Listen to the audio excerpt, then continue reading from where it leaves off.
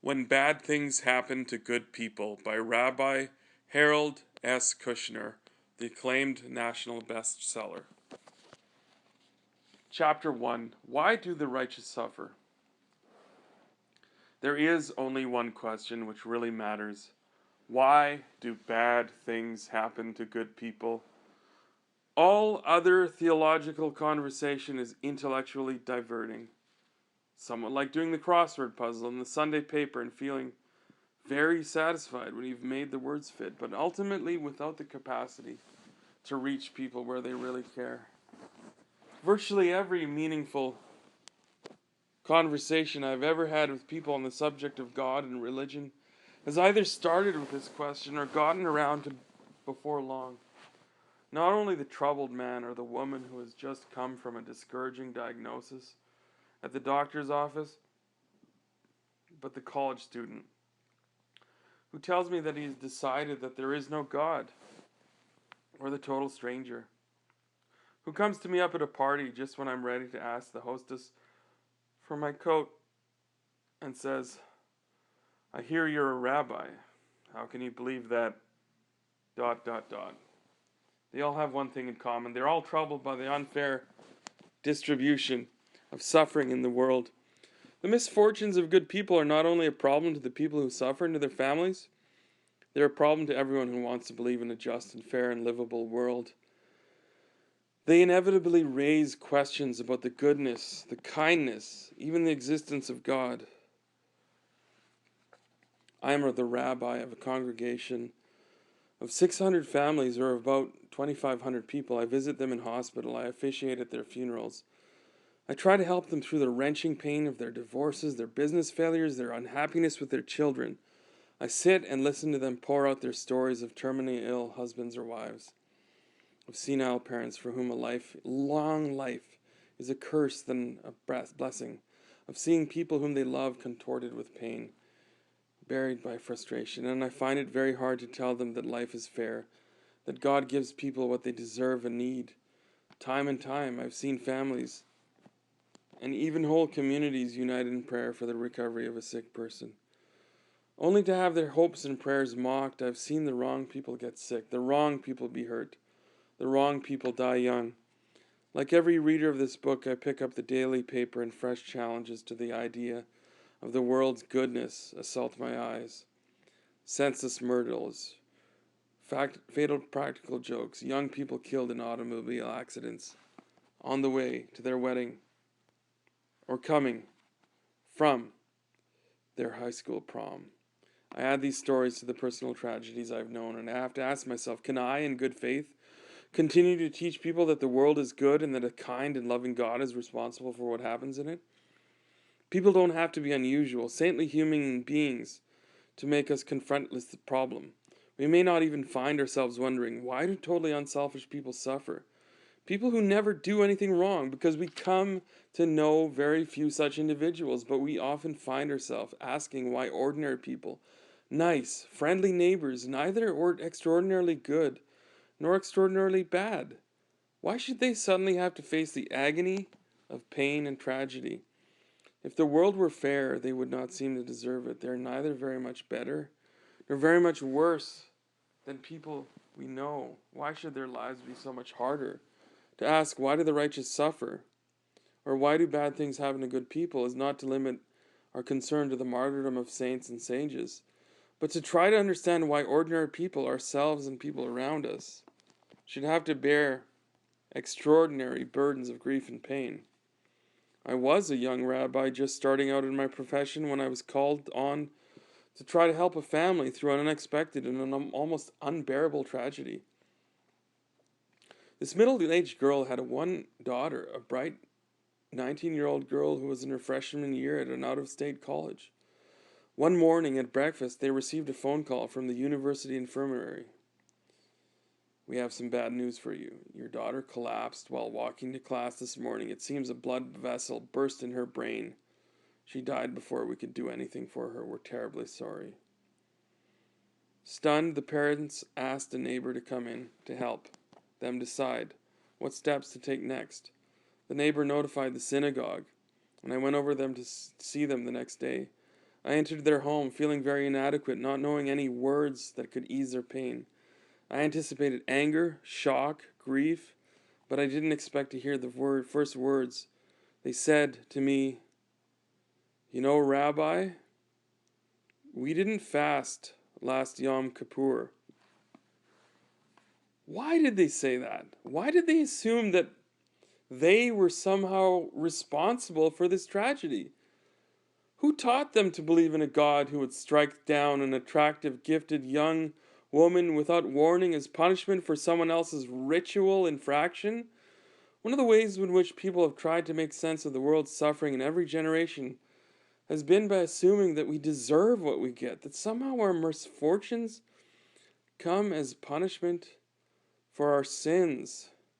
Isaiah 3, verse 10 to 11. Tell the righteous it shall be well with them, for they shall eat the fruit of their deeds. Woe to the wicked, it shall be ill with them, for what his hands have done shall be done to him. Genesis 38, verses 7. But Judah's firstborn, was wicked in the sight of the Lord, and the Lord slew him. Proverbs 12, verses 21. No ill befalls the righteous, but the wicked are filled with trouble.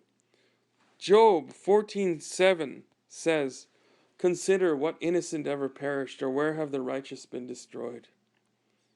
This is an attitude we will meet later in the book when we discuss the whole question of guilt. It is tempting at one level to believe that bad things happen to people, especially other people, because God is a righteous judge who gives them exactly what they deserve. By believing that, we keep the world orderly and understandable. We give people the best possible reason for being good and for avoiding sin.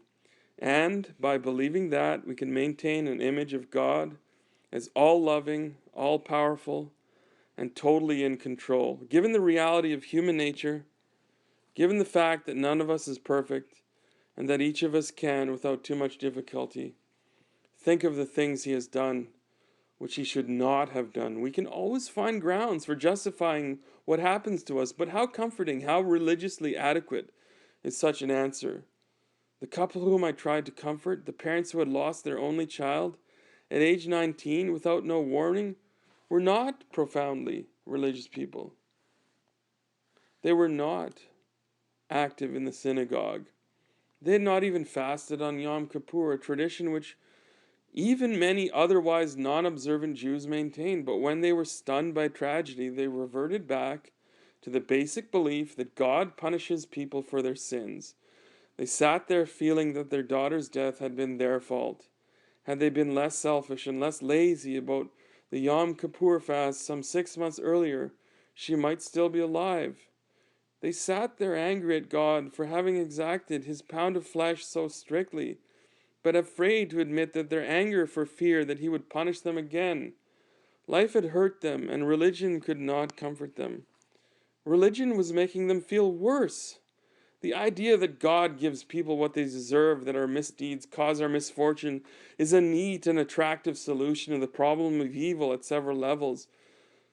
But it has a number of serious limitations.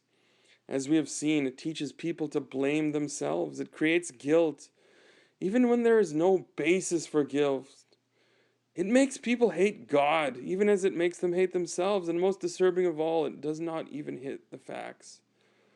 Perhaps if we have lived before the era of mass communication, we could have believed this thesis as many intelligent people of those centuries did. It was easier to believe then. You needed to ignore fewer cases of bad things happening to good people. Without newspapers and television, without history books, you could shrug off the occasional death of a child or a saintly neighbor. We know too much of the world to do that today. How can anyone who recognizes the names Auschwitz and My Lai, or who has walked the corridors of hospitals and nursing homes, dare to answer the question of the world's suffering by quoting Isaiah? Tell the righteous it shall be well with them. To believe that today, a person will either have to deny the facts that press upon him from every side, or else define what he means by righteous in order to fit the inescapable facts. We would have to say that a righteous person was anyone who lived long and well, whether or not he was honest or charitable, And a wicked person was anyone who suffered, even if that person's life was otherwise commendable. A true story.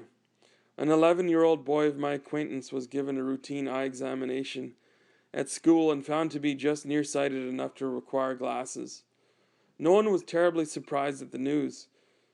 His parents both wear glasses, as does his oldest sister. But for some reason the boy was deeply upset at the prospect, and would not tell anyone why. Finally, one night as his mother was putting him to bed, the story came out.